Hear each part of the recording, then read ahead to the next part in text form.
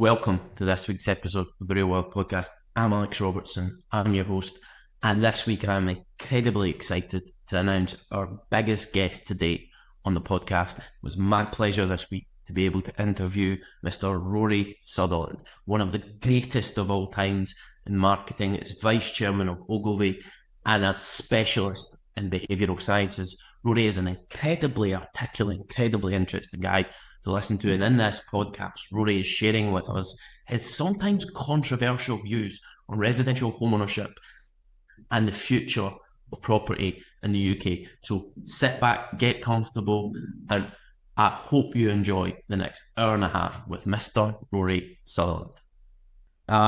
Rory, I wanted to say, we'll start by saying a big thank you for your time today. I have no doubt that you're in a huge demand. So I realise your time's very valuable, and I take huge value from the content that you put out there. It challenges me to think differently about our business and the way that we interact with our customer. And I really thank you for that. Your name is kind of really at the forefront of my mind anytime I think about the market. I mean, the reason I get interested in property is the same reason I'm interested in trains or, for example, wine or food or alcoholic drink, which is they're categories that reveal, I think, an awful lot about psychology. Yeah. And I think what's interesting is they tend to be approached economically, or in the case of rail, from an engineering standpoint. Yeah. And optimization around engineering, speed or capacity in rail is actually quite badly misaligned with what passengers are really interested in, I think, to a large extent. Don't get me wrong. I mean, I think high-speed rail between Lyon and Paris makes a hell of a lot of sense. Okay. I don't think it was necessary for high-speed 2 to be that fast, unless you plan to take it up to Glasgow or Edinburgh. Okay. Simply because the time you save is actually pretty trivial in terms of how it affects your average day. I don't think... But the cost of achieving that... And the cost of achieving that speed, by the way, and by the way, the environmental cost, because making things go very, very fast effectively becomes exponentially expensive. Yeah. Okay. And, we'll have to be kind of realistic here and say that actually the way to get to Edinburgh or Glasgow from London is really... I'll tell you what I would have done instead, okay, for Edinburgh and Glasgow. I would have made it illegal for airlines or rail companies to discount return fares. Yeah. And my argument is the best way to get to Edinburgh or Glasgow is probably day train one way, sleeper back, fly one way, sleeper back, fly one way, train back. Okay. It's probably a mixture of modes. Yeah. And, if you therefore make it very expensive to make a one-way journey by one mode, you're actually distorting preference quite badly. Yeah. No, I fully understand that.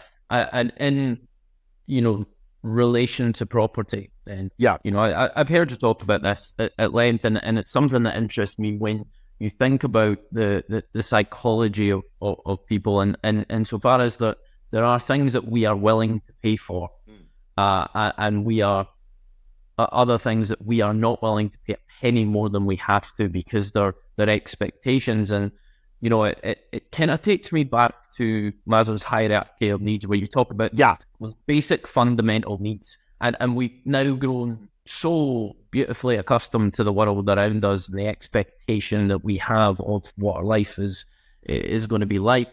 I think there's by the way, I think there's a problem.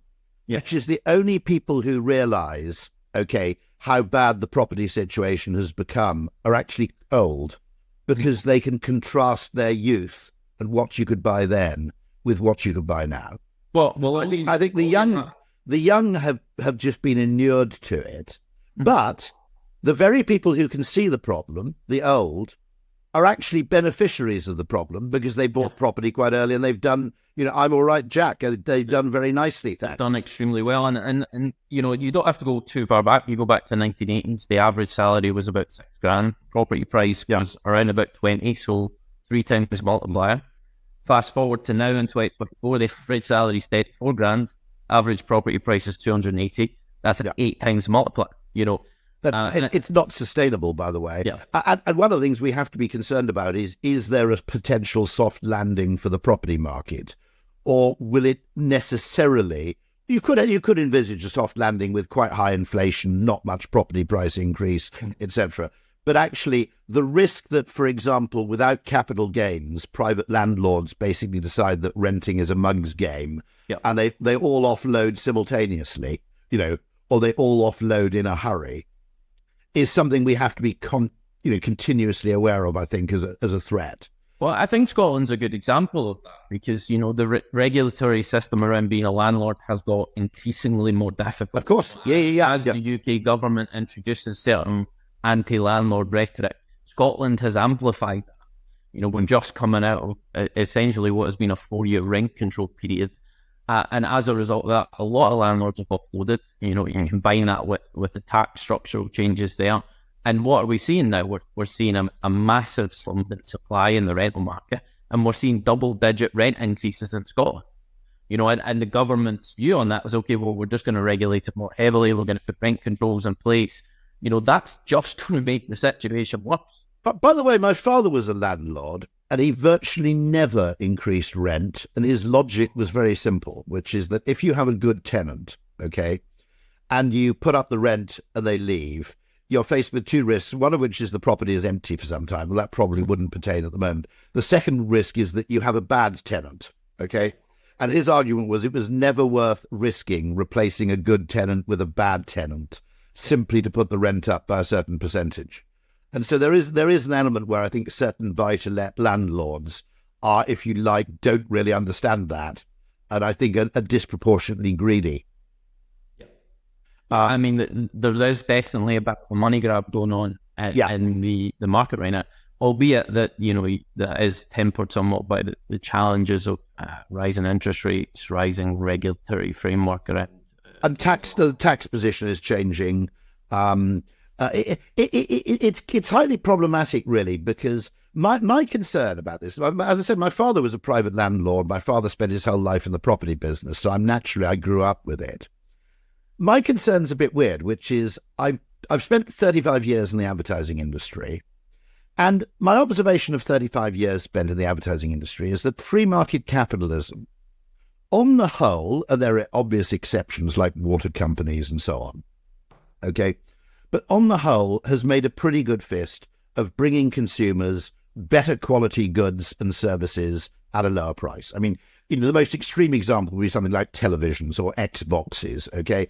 It's also, by the way, extraordinarily democratic in that Elon Musk probably has the same phone that you do, which when you think about it is really, really weird, okay?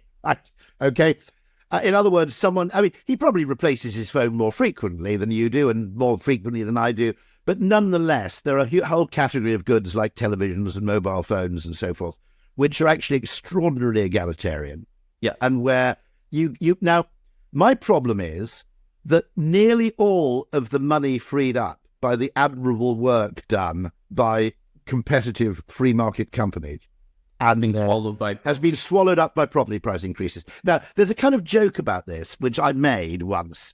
And I wasn't the originator of the joke, but I happened to mention it to an Indian friend of mine. And I said, of course, there's no point in the Indian economy growing that much because all of the excess money will be spent on weddings. All right. Okay. Yeah. And the Indian guy replied to me. He said, I just got married. He said, look, that isn't even funny. He said, right, okay. He said, that genuinely isn't funny because you have this thing, which is what you might call a discretionary income sump or sponge. Yeah.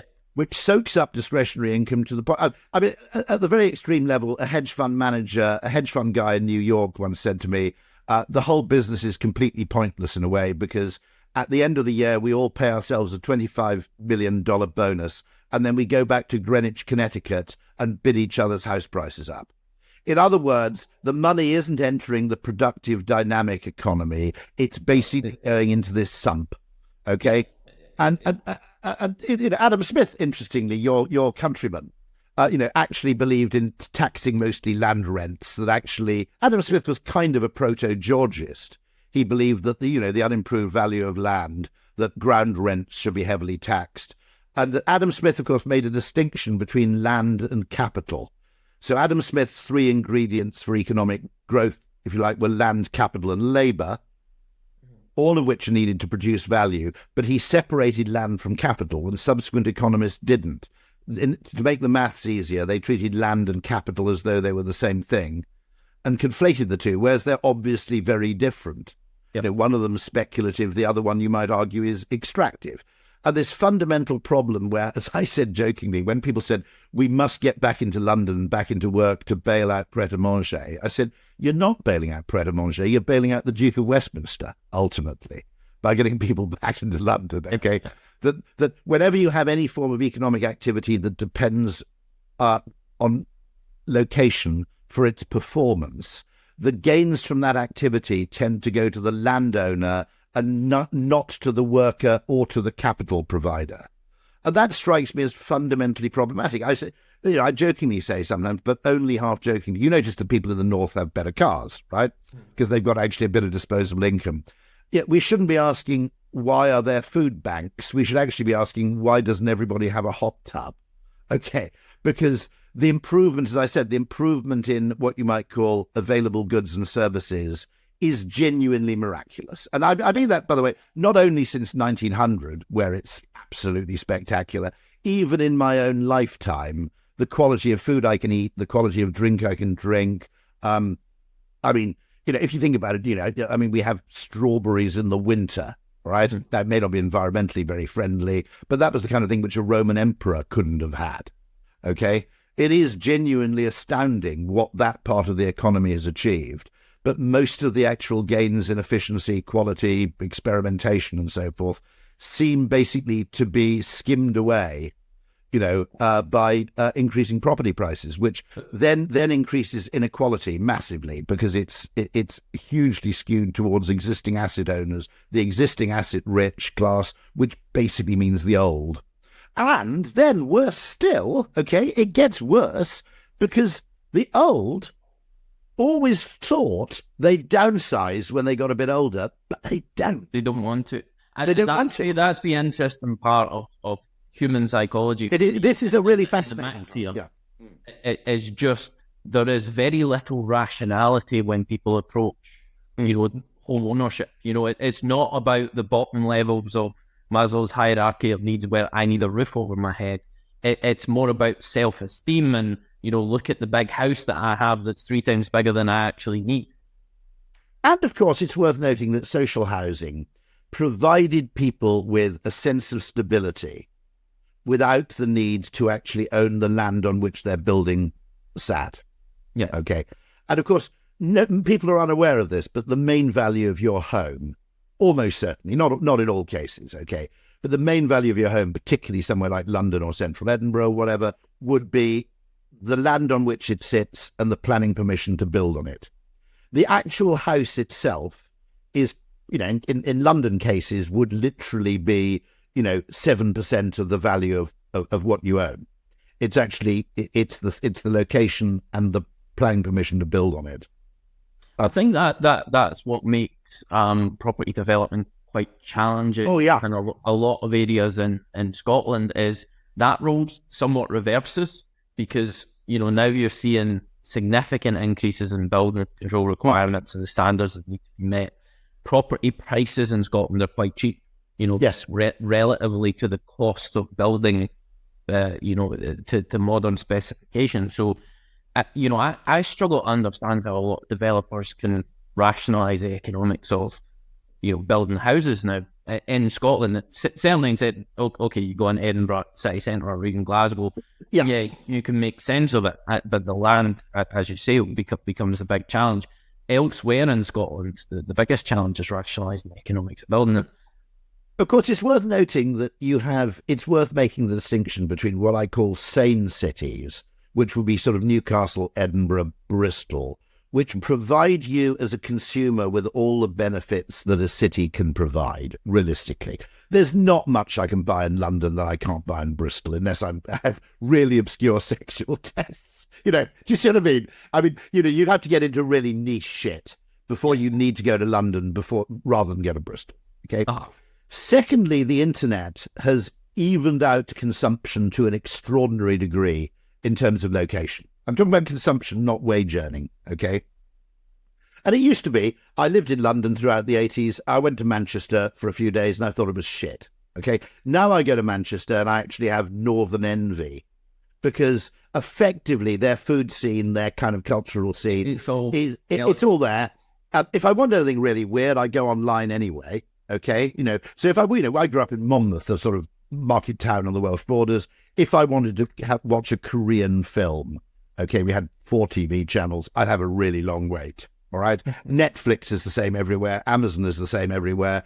Tesco is pretty much the same everywhere, except I've got a friend on the Isle of Skye where I think they have to go and meet the Tesco van in a car park. Okay, it's like the retail equivalent of dogging. They all gather in a car park and the Tesco van hands out their shopping. But it's incredible that they can even get to those remote areas. No, it is. And actually, I remember staying up because being a Sutherland, my ancestry is from Caithness, actually. And I remember being up in the far north, and you went to the Tesco up north. What's the most northerly Tesco? It's not Wick. I think it's somewhere north of Inverness. I went to, but they had a really, really good Malaysian food section, right? Now, okay, in my childhood, that sort of stuff was unthinkable. You've also got Gusto if you want it. You can get a Michelin-starred meal delivered from a restaurant in the Isle of Wight. It's called ubchef.com, I think. Maybe .co.uk, and this Michelin-starred chef will basically prepare a meal for you and ship it. Okay, so as a consumer, the gains to being in a huge city are much less. There are huge gains, I think, to being in a reasonable, what I call a sane city, like Newcastle, Edinburgh, etc. Amsterdam would be another example, which is you can kind of live in or you can kind of live out, right? If you're young, you kind of live in. If you move out, your commute isn't that painful. You can probably drive in, all right? Now, with London, as soon as you decide to move out, you encounter enormous commuting costs, particularly if you're a double-wage earning family, right? So that's another thing, okay, which is really interesting, which we never... now, I'm going to be really careful when I say this, because sometimes someone could interpret me as saying, I think women should return home and stop working. No, I'm not saying that for 1 second. But what happened is that a lot of things happen because what starts as an option ends up as an obligation. So it was absolutely brilliant that women entered the workforce. It was very, very good for the government because you got twice as much tax. It was also very good for a time for the families themselves because you had a double income. And the fact that both parties could work also ensured them against unemployment, which would be catastrophic in a single income household. Yeah. Okay. It was all good. Up until the point when it wasn't, which is that property prices effectively rose to such an extent that you couldn't actually maintain a household on one income anymore. Okay. And secondly, of course, when you have 2 incomes, it's much harder for you to move. You can't move out of London because now both of you need to find a job in Bristol or wherever it might be. It makes it much harder to move. It makes it much more essential to be close to the centre of a city because that's where both of you can find work. And so there was a double whammy effect, I think, which was great news for the government. It was fantastic news for property owners because it ramped up property prices. Whether it was ultimately good news for the citizen in that they lost 35 hours of discretionary time a week per household. Mm-hmm. I'm not saying, by the way, it was the female or the male that should have had that discretionary time. Time. Okay. They lost 35 hours. A lot of why we've got a big care sector, okay, is that the care sector was voluntary and performed by people in their discretionary time back in my childhood. Now, just to be clear about this is not an anti-feminist point. The 2 people who have made this point most forcibly are Faye Weldon, who I knew because she was an Ogilvy copywriter, who always made the point that it was great for a time up until the point when it wasn't. And the other person who's made the point is Senator Elizabeth Warren, the generally considered to be left-wing, although to me totally sane senator from Massachusetts, who actually wrote a book called The Double Income Trap. And the Double Income Trap, by the way, contains a piece of economic advice I've never read from anybody else ever, okay?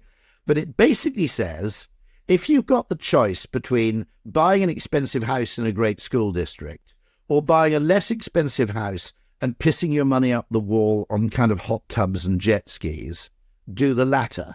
Forgetting what? Okay. Now, obviously, as an ad guy, this is like fantasy advice. Her argument is, this is Elizabeth Warren, if I've got this right, and I might have misinterpreted, let's say you have a financial shock, okay, which is one of you loses your job. You can stop buying jet skis and hot tubs. And by the way, you've still got a jet ski and a hot tub, okay? If you have a financial shock and you've got a massive, great mortgage, you've got a problem. You've got a real problem. You've got nowhere to go. And probably misrepresented her and exaggerated what she said to some extent. But her argument is that in some ways, discretionary expenditure that's temporary should be distinguished from what you might call a big commitment that's irreversible and illiquid. And you similarly see the problem, by the way. My brother lives in a place in Buckinghamshire where 90% of the street is two-person or one-person retiree households living in 4 to 5 bedroom homes in a complete state of empty nesting, who are completely reluctant to move out, many of whom, and I'm not making this up, okay, I've seen this in Sevenoaks, there are people in homes worth £2 million who will only shop at Lidl. Yeah.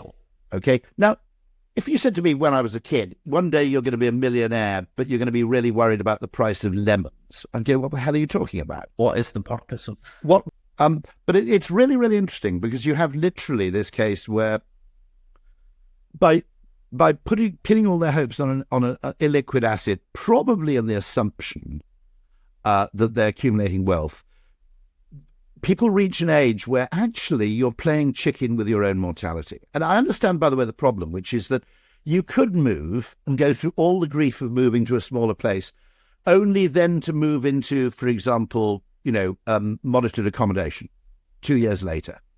So the natural tendency to stick it out in your existing home until fate decides that you have to move, rather than proactively downsizing, seems to me to be a kind of problem, because there's an article in The Economist about this, which is all the predictions of economic behaviour were that people accumulated wealth when they were younger and earning and spent their wealth when they got older.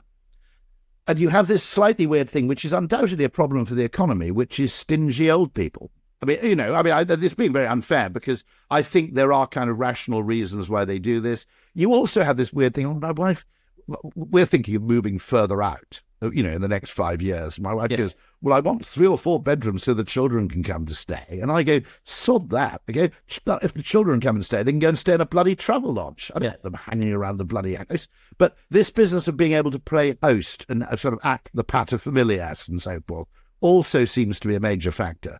It's just understanding, what is the logic behind it, how often are these extra rooms that we're going to hold on to and that are going to cost us monthly in terms of, mortgage payments and council tax, how often are we actually going to use them versus, someone just having to stay locally in a hotel or... I literally had some friends who bought a 5-bedroom house in Clapham, and part of the reason was that their parents would want to stay. And I did point out that they could put their parents up in the Savoy. For the 10 days they stayed every year, it'd be vastly cheaper to put their parents up in the Savoy and buy a 3-bedroom house. But of course, when you have this narrative of endless capital appreciation, it just creates effective... Now, we always talk about booms, okay, and the famous Dutch tulip bubble, all right, which I'm not sure was quite as true as it's made out to be, but there was this huge sort of explosion in speculative purchase of black tulip bulbs or something in Holland in the 17th century, okay. But I don't actually need a tulip, right? I can supplant tulips with gladioli or some other flower, right? I don't go, oh Christ, I've got to get onto the tulip ladder, right? Because I can live without it. But property is fundamentally different because it is effectively a kind of tax on your existence. And I think, I think that failure to distinguish between land and capital, by the way, but by every economist following Adam Smith, seems to have caused fundamental problems in terms of the way we tax, the way in which we think of property, which is we think of it as investment, when really it's a form of consumption. And it's the worst form of consumption, which is its rivalrous consumption, okay? It's like Taylor Swift tickets, where you get people paying bonkers amounts of money for things. They don't pay bonkers amounts of money for things that are useful or valuable, okay? The amount of money people spend on, say, mass-produced consumer goods is probably within the acceptable bands of sanity. Yeah. When something is scarce, people basically go insane. All right? When you have scarcity, whether it's Taylor Swift tickets, whether it's, actually you might argue, as one writer does, Ivy League places, okay? Getting your kid into Yale, okay? I mean, in a way, okay, the person who understood this best, who provides us with a lesson on this, is Bernie Madoff, who, for all his ethical faults, was something of a marketing genius. And he realized that if you go to very rich people and say, look, I'd love to have you invest in my fund. I can't take your business. I can't take your business. Okay. And these people aren't used to being told they can't have something. Right. Okay. Bernie, I've got to say, that was pretty damn smart, because if there's one thing that I think drove extraordinary kind of desire to invest in that thing, there was another thing as well, which is I think people thought it was bent, but they wanted in nonetheless. They didn't realize, they thought he was doing something, I think front running, I think it's called technically. But as an advertising guy, I kind of hate scarce goods, okay? Because, I kind of hate, I shouldn't say this because they're probably a client of ours somewhere in the world. I kind of don't like Kelly handbags, okay? I don't, as Warhol said, all the Cokes are the same and all the Cokes are good. The President of the United States can't get a better Coke than the bum on the corner of the street. That was. I think we've seen the scarcity mania with Frank. That drink it went mad. Yeah, complete insanity. Yeah, absolutely right. Queues around the block to try and get a hold of it. It tastes like shit. But that didn't seem to be a factor. The market valuation of Louis Vuitton Moet Hennessy, I think it's something like the 11th most valuable company in the world. And the is Bernard Arnault not one of the? Yeah, you've got the three big. There's one called, oh my god, there's a company called Luxottica which owns a hell of a lot of the sunglass brands. There's LVMH. There's, I suppose, Hermes is separate, I think. Am I right? But anyway, and then there's a Richemont group as well. But these organizations are insanely profitable. Now, consumers, what you've done with property is you've basically created a kind of scarcity. And FOMO is a really, really powerful force, and it will cause people to do really stupid things. One of the things it seems to do, for example, is I don't see many people. I've done it a bit myself, which is, look, I own a small flat down by the seaside in Kent. I own a 3-bedroom flat in the roof of a kind of country house, which cost me bugger all, by the way, okay, because it's in the roof and it's not detached, okay, just outside Sevenoaks. And my kids have always been wanting me to go all in on property, and I keep pointing out, look, the reason you can go on holiday where you like, the reason why if you want a book from Amazon you can buy it without thinking, etc., is because I didn't go all in on property. So before you give me a hard time for missing out on this property boom, bear in mind you had a pretty nice childhood consequently, okay? I don't think people look at the opportunity cost of overspending in property at all. I don't think it's just the very simplified economics, Yeah, anything that takes money out of your pocket every month is a liability. And okay, you can say that your home is your biggest asset, but if you're never going to sell it and you're never going to downsize, that's capital that you're never going to realize. It's worth noting, by the way, in advertising law, C1s demographically, this is going back to the 80s and 90s, were a really valuable group because they tended to be multiple income earners in social housing. Yeah. And so they had disposable income coming out of the wazoo. Not always in social housing, but back then, in earlier dates, they were, or they'd bought their social housing at low cost. I got an American friend who said, effectively, when New York had rent controls, we had, what was it, Studio 51 or whatever it's called, and people naked riding horses into nightclubs, okay? And now you don't have rent control, and it's basically a load of people in suits talking about the NASDAQ, the extent to which we have a massive loss in potential fun. Yeah. By dint of people effectively, as I said, this sump, it's the skimming mechanism that, got a bit of disposable income. Don't worry, the property market will take care of that. That strikes me as fundamentally terrible. And I feel as an advertising person, I've spent, by the way, I'm mostly not spending my working life telling people to buy shit they don't need. although we can debate about whether you need a hot tub or not. That's something open to debate. I've spent, sort of 5 years of my life persuading people to get broadband, and broadband is, for the value it delivers, insanely cheap. But you still have to persuade people to buy it because it's not scarce. Yeah, it's hard not to get into price battles when it comes to something that people just take for granted. And so I think there's a really interesting thing here in economics, which is I don't think consumers are conscious of the consumer surplus, by which I mean the difference between what you'd be prepared to pay for something and what you have to pay. Okay, so economists have always talked about the consumer surplus. Now, I'll just give you an example. Okay, let's say the broadband in Britain wasn't run by BT and EE and Vodafone and Virgin and everyone else. It was run by the mafia. Okay, there was a Scottish mafia that basically controlled your broadband, and they came round to your house and said, nice fibre connection you got there. Wouldn't it be a pity if someone came round and chopped it all off? Yeah. And you go, yeah, it would be a pity. And they go, okay. And they go, right, okay, it's 200 quid a month. Now, you wouldn't be happy about it, but you'd still pay. Okay. Yeah. But the fact that you're paying £30 a month for something that's worth £200 a month to you never registers. No. The greatest example of that, I think, is the penny post, okay, or the postal service. There's a wonderful cartoon, which is actually a Scottish cartoon, which actually goes, so let me get this straight, okay? You're going to collect my letter from next door to my home. You're going to transport it to Glasgow, and you're going to drop it off in the letterbox of my friend. How much do you want to do that? 70p. Fuck off. Okay.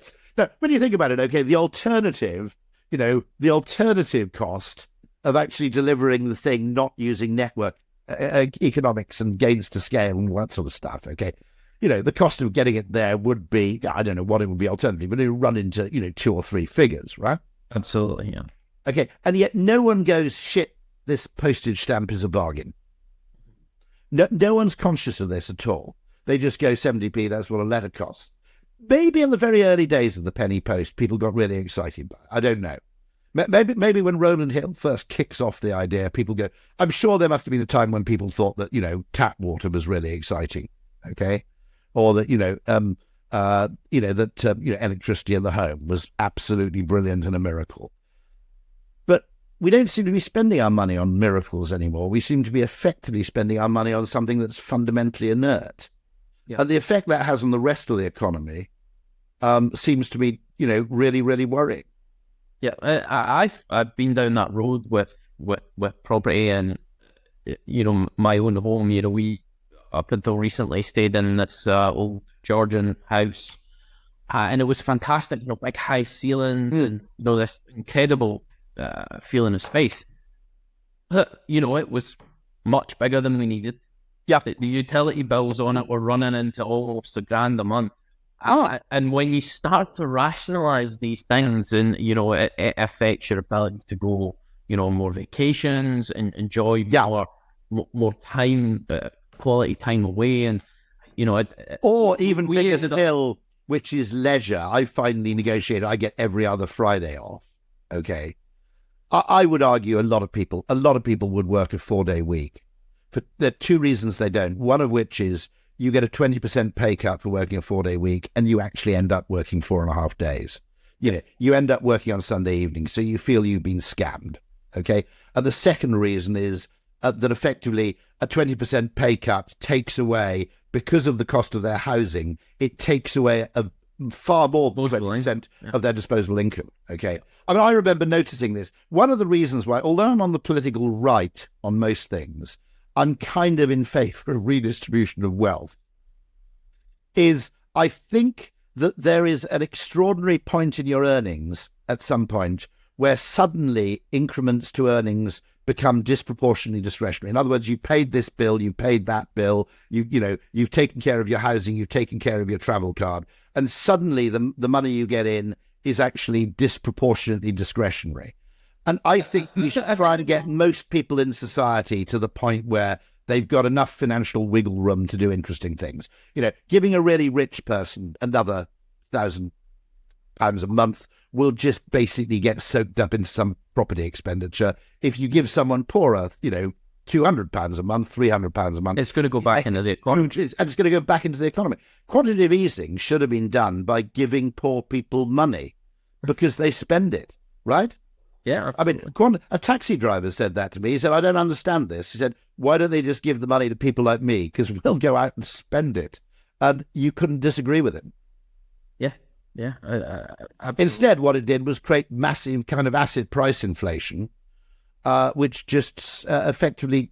And I genuinely think, I think this is the problem we've got to solve. Now, okay, the current government, I think... I'm actually, as I said, although I'm on the political right, I'm quite pleased about this government because the one thing they've avoided doing so far is doing those performative things that left-wing governments do just for the pleasure of driving right-wing people insane, okay? There are certain things, and I'm sure, there are certain things that it's rather like spraying Churchill was a racist, okay? You're doing that, it's not going to make any progress, it's not going to change anything, but it just drives other people insane, okay? Don't do those things. Bit of advice to the left, okay? Why bother? It doesn't actually it's like pissing yourself in a dark suit. You get a nice warm feeling, but nobody else cares. Okay? So don't do those things. I think people on the right are actually happy with some degree of wealth redistribution. I think they think the world has gone slightly mad. I also think that the Labour government can do things with the NHS which Conservative government couldn't do because it would always be represented as privatisation by the back door, or just basically it would the nastiest possible take would be assumed on what was done. So and I think with building you have this interesting thing. I think that the NIMBYism, by the way, is worth discussing because it's psychological, patent to a large extent, in that you notice the losses of having houses nearby. There are also gains, but they're down the line. You get more interesting shops, restaurants, more schools, etc. But the gains to building are slow and the costs are immediate. I think that there are interesting questions about what you do about NIMBYism, one of which, by the way, is very simple, which is don't build in people's backyards, by the way, which is if you create a new town somewhere else, other than 3 farmers, no one's affected. Okay, so just outside Sevenoaks, well, I say just outside, it's about 8 miles away, there's a place called New Ash Green, effectively in the middle of a wood. It's got a population of 8,000 people. Nobody in Sevenoaks, unless they've seen it on the front of a bus, nobody in Sevenoaks is aware that that place exists. It's quite interesting, actually. It was the SPAN partnership, which is a very innovative architectural partnership run by a Canadian called somebody or other Lyons back in the late 60s, I think. But you could create new towns, okay? And actually, there's not that much NIMBYism to a new town. It's next door that gets bothered. But also... I think that's Labour's plans, though. They're really focusing in, but certainly in their agenda is brownfield sites and sort of this grey area between the green span and... I also think, by the way, that town formation is a lot easier post-internet. Okay, it's the point I made, which is, look, if you want something weird, you can get... So, there are things you need in a new community. You can't... There's no such thing as an online pub, and there's no such thing as an online cafe. Yeah. And, but actually, the number of things you need to provide day one to get a community off the ground, okay, is less than it was. Okay, I mean, there was always the problem with new towns that they had all the housing, but they had none of the other accoutrements. They had none of the other facilities or social spaces or whatever. And actually, I think that's an easier problem to solve now. What when we look at the dynamics of the housing market, and so far as Labour's targets are very much the same as Conservatives were to build 300,000 on average every year. By the way, we've always fell short. If we could actually mass produce housing in the way that we produce cars, okay, producing a large number of houses. Now, one thing, this is obviously something that was going to make everybody sick in their mouth, but the American solution of the trailer park is potentially quite interesting, which is you own the actual residence, but you don't necessarily own the land on which it sits, and you are free to move it. Okay, now, just as an example, I'm very reluctant to write in objection for moral reasons. I'm very reluctant to write letters of objection to planning proposals because one of the things I'm conscious of is that people who are opposed always write, and people who are neutral or who are in support never do. So I've weirdly written to councils and saying, I think this proposal to open a bar not very far from my flat in Deal, I think it's a brilliant idea. I said, it'll bring people down the high street and I'll get a bar. Okay. By the way, I want to make a point. I'm very insensitive to noise. So one of the, okay, a 24-hour drum and bass studio next to my house might be an issue, but I stay up late. I'm not bothered by pub noise or anything like that. It just doesn't. Now, maybe I'm just lucky. I ought to acknowledge the fact that some people are really sensitive to noise. But I generally write in support of things. And in one case I wrote against, and it occurred to me the other day that if effectively the proposal had been, we would like to place an extremely attractive temporary structure on this location for 5 years, after which it will move, I would have gone, yeah, okay, fair enough. Okay, so, we've got to remember that one of the reasons for NIMBYism is permanence. Now, I had a very weird lateral idea, okay? Let's say you took these modular nuclear power stations and you put them on ships, right? Right. Now, if you say, we're going to build a nuclear power station in Deal, the population are going to go bananas, right? If you say, there will be 20 or 30 ships containing large modular nuclear power stations where there's also a safety advantage, I guess, because if one of them goes critical, you just sail offshore. Well, we'll park that one, okay. Right. We know they're kind of safe because we've had submariners sleeping within 20 yards of one another. Absolutely. Yeah. Okay, and they're not growing two heads. Okay, so we kind of know they're safe, they're proven. Okay, if you put them on ships and this thing just comes into Dover Harbour, plugs in, produces a huge amount of energy for a time, and then sails off to Felixstowe or whatever, okay, I don't think people would care. Okay, nobody goes bananas. Well, a few people do, but Australia's technically was nuclear free, but then you had these visiting nuclear American aircraft carriers and so forth. But broadly speaking, no one goes bananas when an aircraft carrier comes in. So we can play with NIMBYism and say, what is it that people are really NIMBYs about? And part of it must be the permanence. In other words, the sense of permanent loss. The second thing is dog in the manger, which is, hold on, my next door neighbour basically makes £500,000. I get all the inconvenience and I get nothing.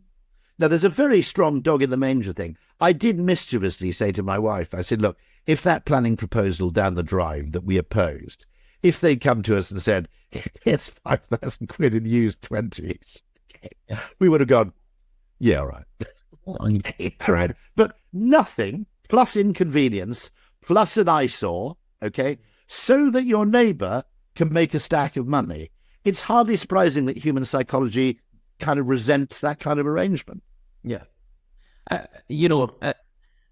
It is hard to see, as you say, when we talked about the numbers of property and the X multipliers of salaries we're at now, it's not sustainable. So where are we going to go? There has to be a massive transformation in the way that people live over the next. One of the things that went wrong is that when that very multiplier, okay, there is a thing called fence theory, and it's an issue in the psychology of regulation, which is that when you set a regulated amount, most people's natural reaction is to sail as close to, if you do banking regulation in terms of capital, whatever it is, okay, how much capital they've got to have to lend a certain amount. Nearly all banks lend the maximum amount allowed. Okay, they don't actually make an individual value judgment or safety judgment. They just go, well, so long as we don't exceed the maximum, we're fine. So let's just sail as close to the wind as we possibly can. Once it became normalized that that a mortgage was available to X multiplier of salary, what happened? People no longer made a cost-benefit analysis about how much they wanted to spend on property. They all developed this. And what I noticed this happening in the 80s. Back in my father's era, you went to a building society or a bank, and the chap sucked his teeth and looked at a whole load of things and basically made an individual call on whether you could borrow the money or not. Yeah. When it became formulaic, everybody adopted the policy of, what's the most I can borrow? I'll borrow that. Okay? Now, interestingly, we don't do that when we buy a car. Okay? If we did, we'd all have a Bugatti Veyron or at least an Aston Martin DB9 or whatever. Okay, right? Because if we went into the car dealership and said, okay, mate, basically, I want to max out on car. Okay, so tell me how much I can actually borrow to buy a car. Okay, and eventually they come back. I don't know what I could borrow to buy a car, but provided I insured it, my guess is, I could easily borrow 200,000 or 300,000 to buy a car, right, on my current salary, and we'd all walk out of the dealership with some insanely expensive car. What would then happen, by the way, is we wouldn't end up with a Bugatti Veyron, because the price of a Ford, Cougar would actually go up to, £90,000 or £120,000, right? Yep, absolutely. Okay, in the early stages, we'd all end up with a Bugatti Veyron, like the people who were early into the property boom. We'd borrow the max, we'd end up with something fantastic, we make a lot of money. Markets aren't done. What eventually happens is that the price catches up to basically absorb the money available. And that once people started talking in terms of any behavioral scientist, once people started talking in terms of, well, it's 3.5 times joint salary, okay, you're doomed, because everybody's going to borrow 3.5 times joint salary. They're not going to make a sensible judgment. They're going to max it out. And as a consequence, great in the early days, perfectly rational in the early days. It's a bit like the double income household. Fantastic in the early days. You got twice as much money as the people next door, and you got the same housing costs. Whoop-de-doo, right? Okay. Suddenly, effectively, if you're a singleton, you cannot buy property unless you work in Goldman Sachs or something, right? If you're actually single, you're basically the fag end of the housing market if you want to live alone. Yeah. The other thing that's happened, by the way, which also worries me, is that house building or flat building is obsessed with 2-bedroom apartments, right? And the 2-bedroom apartment is perfect for a buy-to-let investor, okay? Because you have 2 salaries filling it, maybe 3 if 2 of them are a couple, okay? It's fantastic for renting, okay? It's a catastrophe if you want to form a family. You can't really form a 2-child or 3. Once you've got 2 children of different genders, you're out, okay? Right?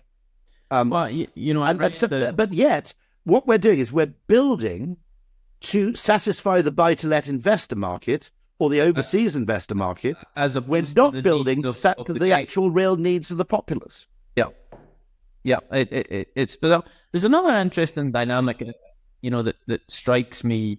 You've got people in their early 30s that, in relation to property, have only ever known low interest rates, artificially low interest rates. Crash of 2008 took them down to virtually zero. And yes, it's only now in the last 16 months that people have woken up to the reality of what interest rates should be. So you've had all these people living in larger houses they can actually afford or should be able to afford without artificially low interest rates. And it's causing chaos. You see, I can remember 9, 7, 8, 9, 10, briefly 15% interest rates. I'm old enough to remember.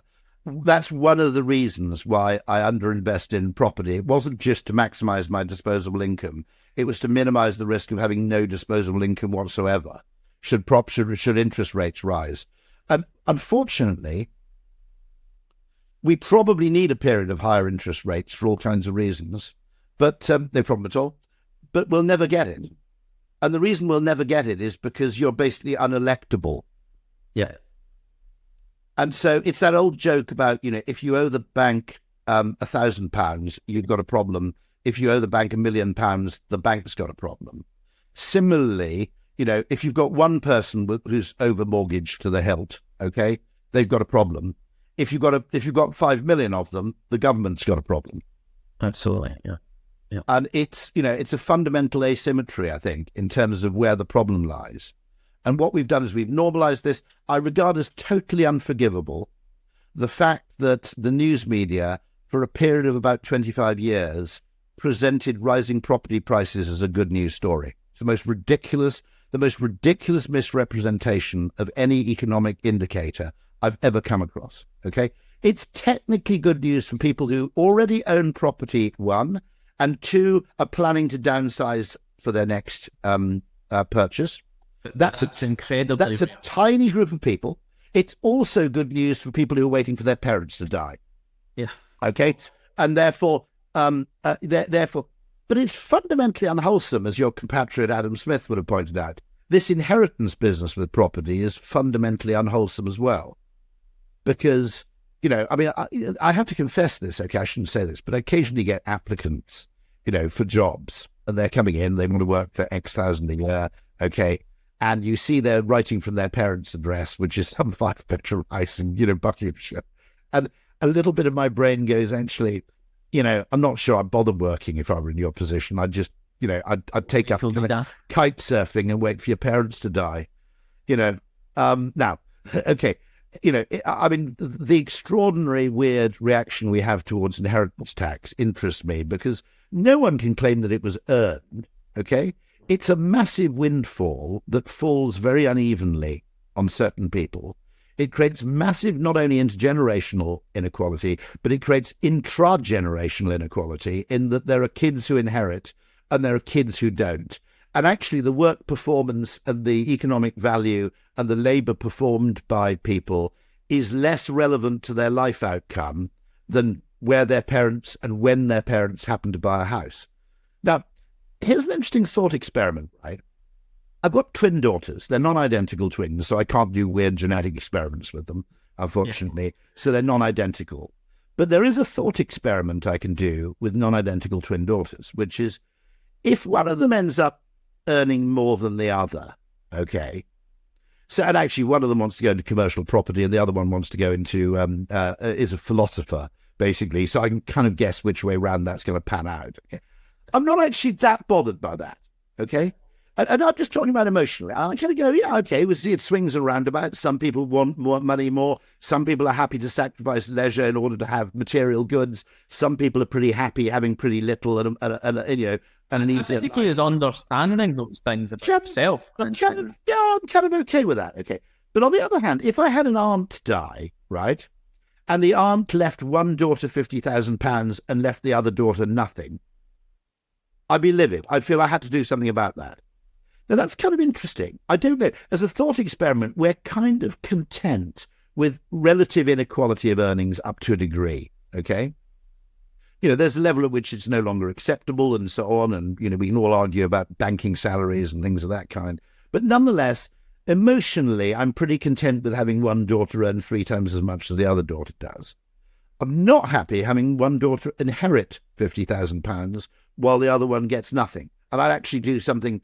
I'd either try and persuade one daughter to give them, to even things up, or I'd compensate myself, I think, okay, for that. Now, all I'm saying is that's an interesting thought experiment because it suggests that that actually inequality of inheritance or lump sum payments bothers us more than inequality of earnings, where we do see there's some sort of choice and proportionality at work. Yeah, it is an interesting thought experiment. And you have mentioned, briefly there, behavioural sciences, and I know you run a division within Ogilvy that focuses on behavioural sciences. And there's always seemed like a bit of a contradiction in terms to me when we think about sort of the illogicality of human behaviour juxtaposed by, science and its strive for rules that govern the world. So can you explain a bit more about it in the context of market? Well, I mean, one of the most interesting things is undoubtedly this scarcity mindset, which drives a kind of insanity and impatience and, the power of forces like FOMO. And what pisses me off is that generally people's consumer expenditure, okay, there are undoubtedly biases engaged in that, but generally what people are prepared to spend on, whether it's a meal out or whether it's a holiday or whether it's a car or for that matter, a washing powder. Okay. As I say, okay. There are cases where a better informed populace would behave in wiser ways. I think there are loads of asymmetries in terms of how we perceive and make decisions. But I would argue our approach to the property market has become detached from reality. Okay. I mean, one of the funny things I also think is that, which I've also noticed, is that architectural quality and design quality doesn't add very much value to a home. I feel really sorry for architects, genuinely, because I'm in a grade 1 Robert Adam house. I'm in the roof. Okay, I'll be honest with you. I don't want people to think I'm some sort of blinged up twat. I paid $395,000 for it or something. The flat next door, this is about 15 years later, was on the market for $500,000 because it's on the top of 2 flights of stairs and there's no elevator. okay? Yeah. And it's also not detached. People who move to the country are obsessed with detached housing, which, to be honest, doesn't float my boat. My grandmother lived in a terraced house in Monmouth, a Georgian terrace. It struck me as about the ideal form of human habitation. A Georgian terrace or crescent is about as, in my own aesthetic universe, it's about as nice as it gets, right? I love those places, okay? But people who move out are obsessed with detached property. And to be honest, you can have a detached house and your neighbours can be an arsehole. It doesn't really make that much difference whether you have a shared wall or not. Okay. The other thing that baffles me is that people place very little emphasis on the quality of design or architecture of their homes. So my next door neighbour, who sold the flat next door, funnily enough, was an economist. And I said, what premium do we pay for our apartments in this building for the Robert Adamness? By which I mean, it's grade 1, okay? It's serious shit architecturally, okay? As opposed to a totally indifferent piece of housing of the same size in the same location. And he said, I've wondered about that. And he said, as far as I can see, it's somewhere between about 0 and 3%. Now, this isn't just me, by the way. Shlomo Benazzi, the UCLA behavioral economist, also thinks that the quality of design in housing, both aesthetic and functional, makes a major difference to the pleasure you actually derive from your house. And yet, when people are buying, it doesn't seem to. I genuinely don't understand, right? Okay, this is the phrase that apparently went I think it went viral within the Adam Smith Institute, okay, which is, let's imagine, okay, you're earning a staggering amount of money. You're a successful corporate lawyer, starting your career, you've hit 30, you're earning £200,000 a year, and you decide to buy, okay, a 2 to 3 bedroom house in Fulham or Clapham, which is exactly the sort of thing they do, okay? Yeah. For what would now be £800,000 to £900,000. Okay. What you're saying with that decision is I'm prepared to basically spunk up the wall about 50 to 60% of my disposable income in order to own something which a poor person would have owned in 1917. Now, how is that progress, right? Okay, if you're a corporate lawyer and you go jet ski, or I'm going to buy, a pilotless one-man drone. Okay, well, at least you're actually putting money into something that wasn't possible, 100 years ago. Now what you're doing is you're actually paying a huge price for something that someone in 1917 would have thought of was a piece of shit place to live. Yeah. Now, okay, it's got some fancy, it's been painted in Farrow and Ball, and there are probably a few of those funny, shapy trees outside the door, and there's a bit of fancy lighting. It's still a piece of shit. Okay? Sorry. It's a piece of shit. Now, I've got a friend, all credit to him, right? He bought a flat for about 200,000 in the Barbican. It's now worth $1 million or $2 million. God knows what it's worth, okay? 2.5. Well, he lives there alone, by the way. Go figure, okay? Now, my point there is that I do kind of get that, because you walk into a flat on the 23rd floor on the Barbican and you do go, shitting hell, this is impressive. Okay, this house has a wow factor. Okay, there's something remarkable about it. What I do find kind of weird is the extent to which people are very happy spending £1 million on something which basically gains the reaction, yes, right? Okay. This is weird, right? If you spend big on anything else, you at least expect to go, ooh, that was amazing. There's a debate, are fancy hotels worth it? We can all have that debate for ages. But occasionally you stay at a really fancy hotel and you go, yeah, that was kind of cool. It was kind of special. Right? Well, I go back to I mentioned we stayed in a Georgian house before, and it truly was incredible. When you see the features, the oven, all the features that you get in a listed building, it was incredible. And it made you feel a certain way, walking about, going down the spiral staircase, and, we had the chandelier. It was amazing. But the practicalities of it mean that the cost of that house wasn't infinitely more expensive. But you split it in two and got some mates to live in the other half. Yeah, but here's the other challenge from a development perspective with that. trying to retrofit modern building standards and regulations into a listed building is incredibly difficult. And there used to be a lot of compromises that planning and building control would make on these types of buildings to make sure they preserve the incredible features that these properties have. But now they're not willing to compromise. We've done a development in Falkirk Town Centre, a Temperance House.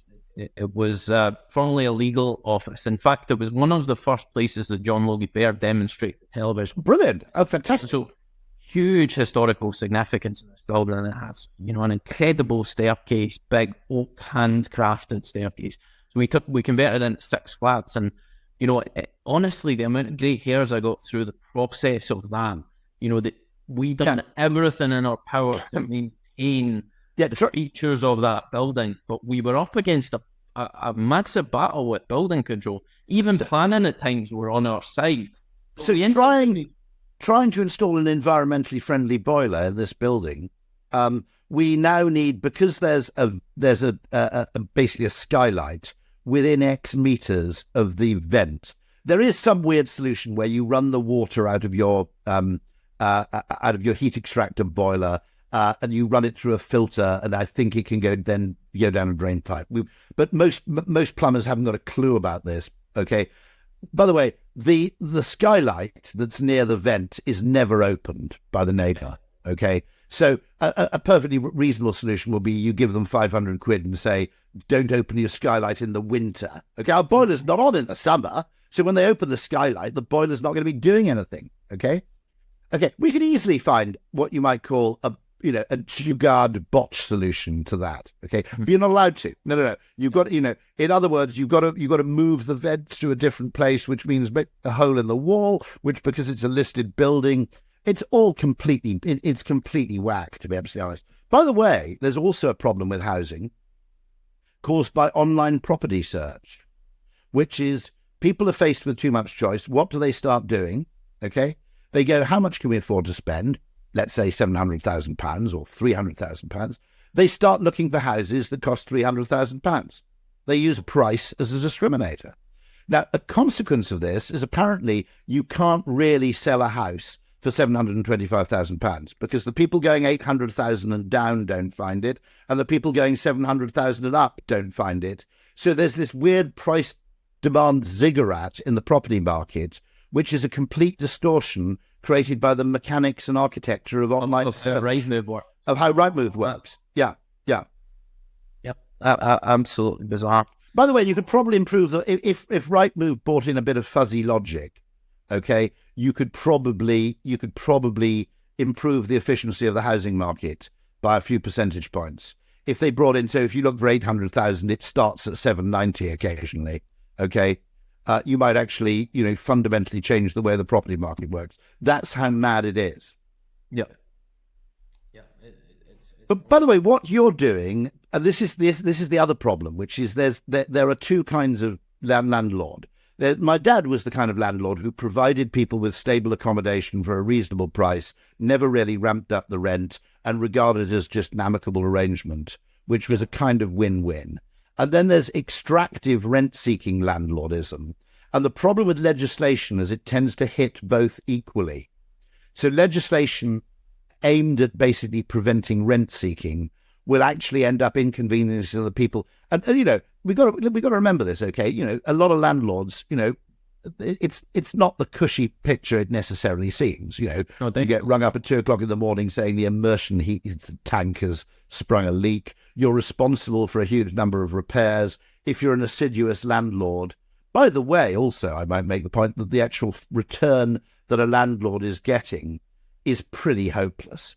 I mean, this is one of the weird things. Once you take away capital appreciation from the private rental sector, the business case evaporates. Now, it's not to say people won't continue doing it, because people love owning houses in a way they don't love owning, shares in Google. Okay, whatever the reason is, that's psychological. It's not really right. Tangibility of it, people like to point at stuff and say, yeah, that's mine. But again, the economics change location to location. Yeah, so if you go to London, the yield on the rental income is incredibly low. It can only be justified by capital gains in terms of an investment. But when you come to Scotland, the dynamics shift somewhat insofar as property prices are relatively low. Yes. No. I mean... But the capital gains aren't the same, so it's just an offset of, we can make more in terms of a net cash flow month to month. Funnily enough, there are parts of southeast England where my father, who's in property all his life, in East Kent. Now, obviously, seafront property in Deal is going to be wacky expensive, okay, which it is, okay. But actually, if you go a few miles inland in East Kent, you actually find property for sale where you actually go, yeah, that kind of seems to make sense.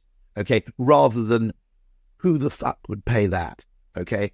And there are parts of the southeast, by the way, where you can find that. There are also parts of suburbia if you're prepared to live in a flat, okay? If you're prepared to live in an apartment in sort of Bromley, okay, you can actually get reasonable value for money. I always think that the premium people pay for detached housing is whack, okay? But on the other hand, you have that question, which is, okay, I'm at the upper end of the market where the risk of disastrous neighbours is comparatively low. If you're at the lower end of the market, things are slightly different. You've got to accept those sort of things. But I mean, you're right about Scotland, which is that generally, probably the market there is still overblown, but it's within what you might call the bounds of sanity. Okay, not central Edinburgh, not, etc., but for the most part, okay. But equally, I mean, the southeast is, I think, it's basically, it's killing the goose that lays the golden egg, that the property market is basically destroying, to a point, by the way, where I notice now that I find East Kent or places outside London are becoming more interesting and more creative than places inside London, because creativity demands low property prices, because it requires experimentation. And you're more likely to find a weird and really interesting restaurant. Okay, I'll give them a plug, okay? Just down the road, there's Bussey's Bites, which is an Italian-Jamaican restaurant in Westerham, which is absolutely superb. She is Jamaican, he's Italian. It sounds like it doesn't work, but it's fantastic, okay? I just went to a place called Flavors by Kumar, just outside Margate, and the chef, I think, going back, used to be a chef at a Michelin-starred Indian restaurant in London. He wants to start his own place. He can't afford to do that in London. The rates and the rent make it basically impossible. And they certainly make it impossible to do anything experimental. Consequently, once the creative people in London move out, London's finished, okay? There's always this interesting trade-off between rich and cool. And when a place becomes too rich, it stops being cool, because the cool people can't. Chelsea used to be cool in the 19th century. That was where the artists went, okay?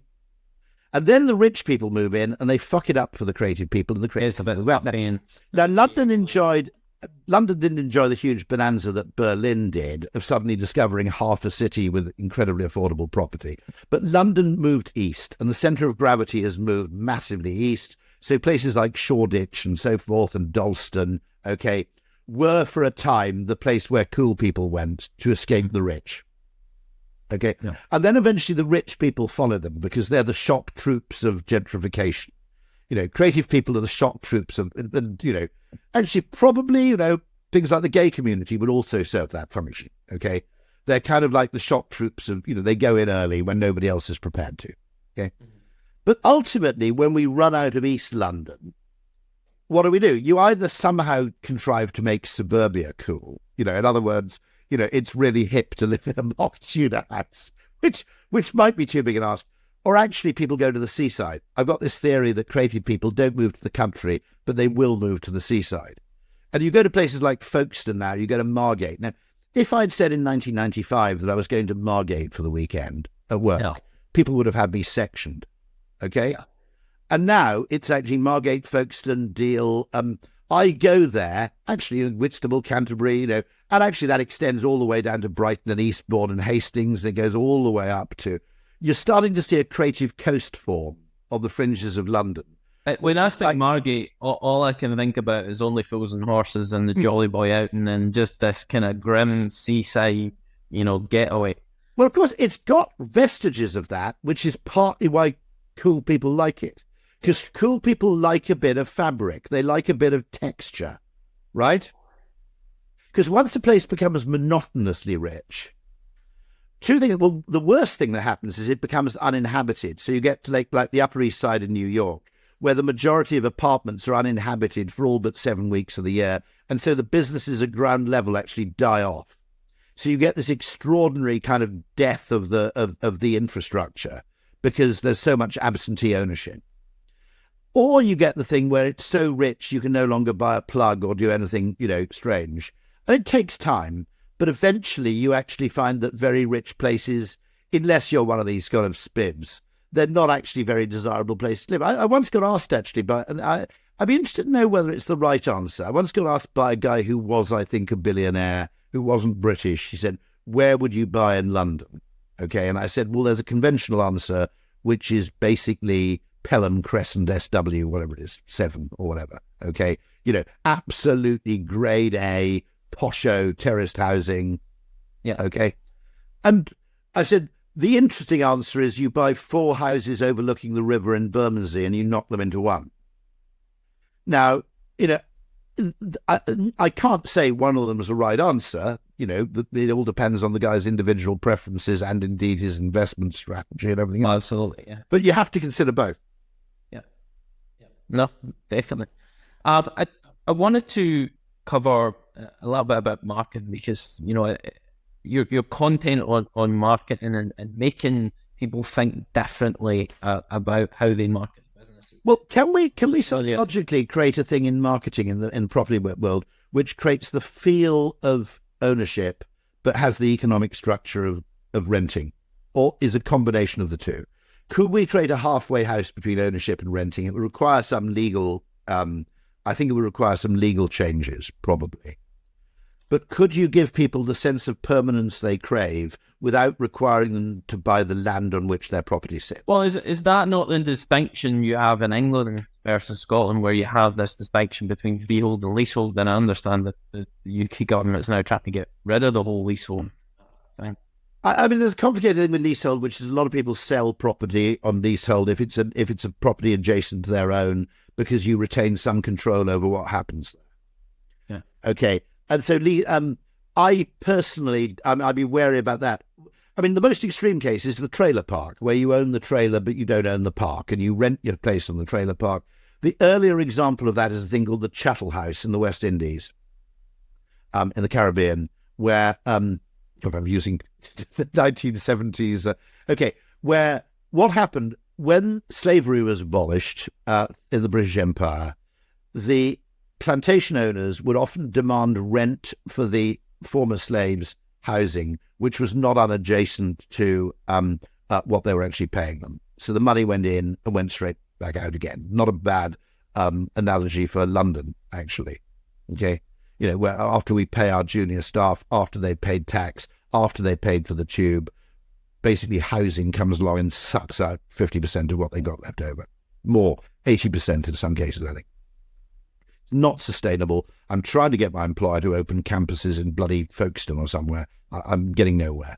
Okay, it would cost nothing to do, and it would free up a whole chunk of people, and it would be a really good creative space. But what can I do? Okay. So you have that. What happened with the Chattel House is they built, and some of the better ones still exist miraculously. Okay, given they were built in presumably 1830 or something. Okay, probably. The Chattel House is portable. 2 people or 4 people can pick it up and move it. So you'd simply say, I'm terribly sorry, Mr. Plantation owner, but if you're going to charge me this amount of rent, I'm going to pick up my house because your next door neighbour is offering to charge me 1/3 of the rent to put the Chattel House on his land. Yeah. And I'm not going to be dicked around anymore. I'm going to move. Okay. Now, Elon has made it possible with Starlink, with solar power, with batteries, with cars that will charge houses, with 200 kilowatt hour batteries. Elon's made it possible to actually live off the grid in a form of housing which is movable. He's built the movable housing as well, right? He has. One of his things is, I think it can be erected in a day, and it's effectively a tiny house, which is a bit unfair because it's not totally. I mean, we've all lived in student accommodation and been perfectly happy. Okay, I mean, I don't think floor area contributes that much to well-being unless you want to entertain and show off. Okay. I'm not totally sure, but there is a minimum requirement for bringing up children, which I mentioned earlier. Okay. But Elon's tiny house plus Starlink plus battery plus solar panels plus, okay, you're starting to get something interesting there, which is, if these mass-produced houses were sufficiently attractive, and we know how to do that because the Scandinavians do it already, okay? The Scandinavians basically produce modern housing which is not a blot on the landscape. And if you could mass-produce it in factories rather than using Fordist principles, rather than building housing the way the Romans did, effectively, which is what we do, okay?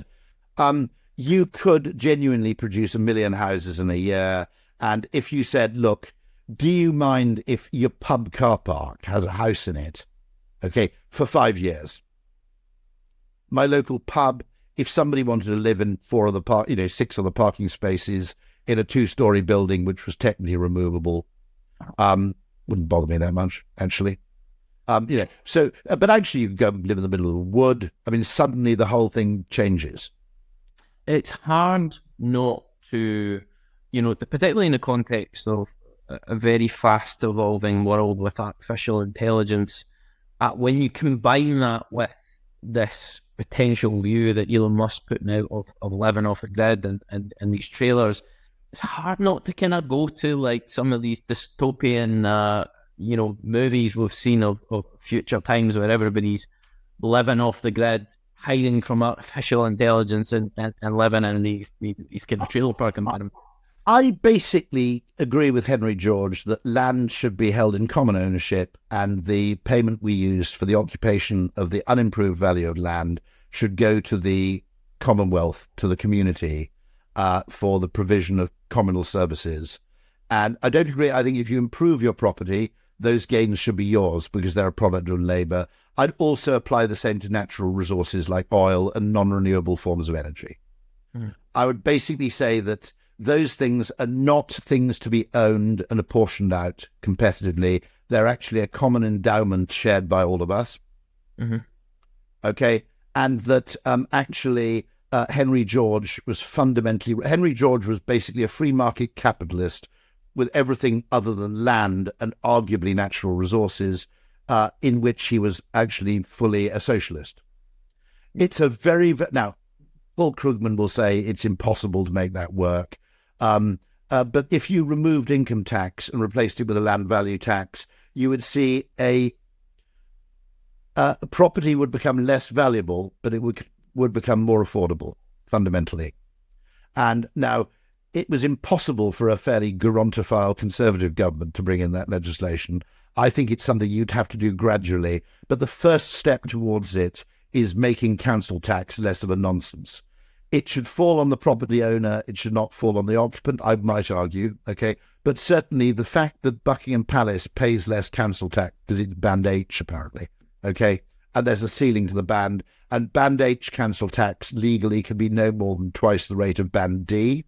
Wow, I didn't know that. Okay, well, this is, I imagine it's the same throughout the UK. And Band D is a sort of fairly regular house. There are literally people in semi-detached homes in Blackpool who pay more council tax than Buckingham Palace. Now, that's the interesting part for me. And I think I'd always assumed that Buckingham Palace wouldn't be on a standard council tax. It may not be. There may be some, I don't know, there may be some weird royal... but I have read the Buckingham Palace or Chatsworth, but I don't know what the Derbyshire council tax rates are, but you can have literal absurdities where £50 million homes in London pay less in council tax. Now, that is a completely retrograde form of taxation. Whatever we do, we've got to get rid of that. And noticeably, this current government basically never committed. They committed not to raise income tax, I think, which I think is right, because I think the current rate of income tax is at a level where further increases become a disincentive to effort. It gets to a point where it's whether or not they're going to stealth increase it by not moving the threshold. Right? Yeah. I know and that's become, particularly in a period of higher inflation, that became highly dubious, particularly as you maintain the triple lock on pensions at the same time. So no, you're absolutely right. But I think they left the road open to other forms of taxation. Now, what nobody ever does in government is they very rarely say, we're going to introduce this new tax, but in return, we're going to tax this other thing less. Mm-hmm. And if you actually said, look, actually, we're going to put our income tax thresholds massively, but the tax on property is going to change, which would probably leave a lot of people better off and a few very rich people a lot worse off.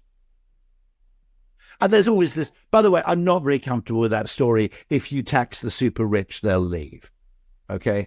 Because if they were really motivated by minimizing their tax burden, they already would have left, right? In many cases. But also, surely the point of being really rich is you can live where you want to live. Okay, that's one of the biggest benefits of being really rich. You can decide where you live. Now, if genuinely you're doing that purely to minimize your tax burden, well, I'm not totally sure you're the kind of resident we want. Okay, if you're so uninterested in the community of which you are part, okay, that you basically move to live amongst a load of weird strangers to minimize your tax burden, then there's 10% of my brain's going, well, piss off then. See you later. I read something recently that said 9,500 millionaires in the last year have left the UK, and the only other country that's had as many millionaires leave its jurisdictions, China, at 15,000. I've also seen stuff which says that actually, given the age of people who tend to leave and the percentage of millionaires, actually the figure isn't that disproportionately high. Yeah. I've seen two figures on that. There is, of course, the threat, because there are countries like Dubai which are basically pivoting, okay, away from oil or other forms of revenue towards being a really attractive home for really rich people. And by the way, that's not a crazy strategy, because there are a lot of rich people who basically aren't that bothered about living in a democracy, but like a lot of rule of law, okay, and like a lot of low-cost employment. They like a lot of low-cost employees. I mean, you have to say it's cynical, but it's kind of shrewd, okay? And there are a lot of rich people who aren't that bothered about living in a democracy, if the other conditions are suitable. Yeah. I find that slightly alarming, to be absolutely honest. But undoubtedly, there are cases where you could actually produce places of.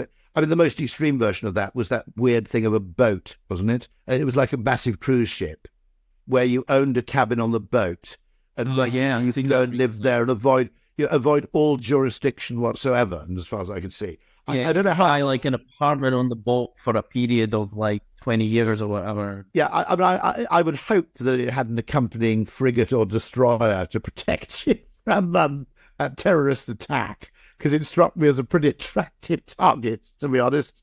Okay. But undoubtedly, by the way, part of the reason you get that kind of exodus is there are jurisdictions that have just made themselves disproportionately attractive in a mixture of climate, low-cost labour, very strict rule of law, etc., to make themselves disproportionately attractive to those people. Yeah. Now, that is what Stalin would have referred that as rootless cosmopolitanism. That was in other words, there's a very large percentage of the rich who don't really seem to care about connection to a place. Yeah. And they also really like being surrounded by other really rich people, because they're the people you can show off to. Rory, before we finish up, I usually ask this final question, of course, which is, what does real wealth mean to you in terms of your life and what brings it value? It's funny the extent to which it changes with age.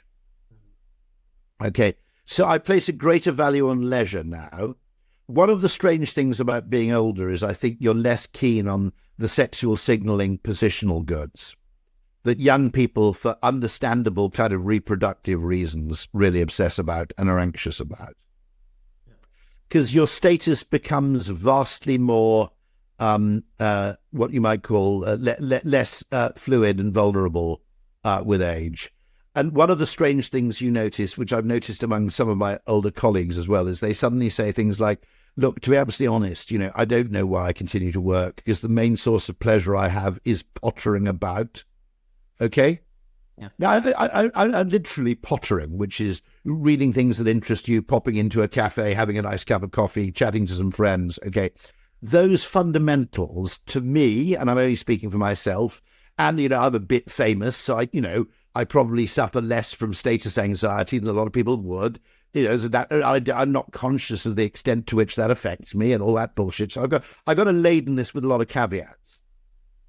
But one of the most attractive features of the last 20 to 30 years, of all the unattractive behaviors, is people doing simple things very well. Bread making, okay? Sourdough bread, making a fantastic bread and butter, sandwich, doing things which are basically quite simple pleasures, but doing them to the max. That strikes me as an altogether healthy source of pleasure and an altogether healthy addition to the economy, if you like. But much of that's been lost, though. Well, I think when we get, I think the farmer's market, okay, it always fascinates me, it's a very slow and inefficient way to buy vegetables. And actually, one of the greatest sources of pleasure, I think, when you reach a certain age, I'm 58, is just doing things slowly under no time pressure. Yeah. And actually, value for time alongside value for money is a really interesting equation to factor in. And actually, discretionary time, in other words, time where you can just do what you like on a whim. Okay. Do I still? Okay. I mean, materially, I still like nice things. Okay. I like buying a nice pair of shoes occasionally, but the pressure to do that diminishes, and the amount of pleasure I deride from human company, fellowship with other human beings, with spending time with my children, just getting up and making a really nice breakfast. There is, by the way, one of the most absolutely reliable findings in terms of happiness research is that there's a bit of a smile shape. People are happy.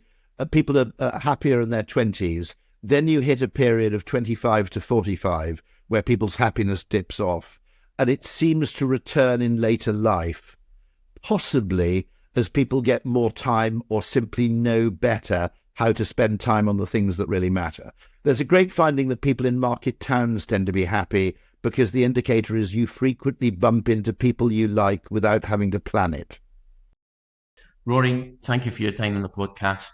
I've been Alex Robertson. This has been the Real Wealth Podcast, and thanks for joining us on this wealth journey.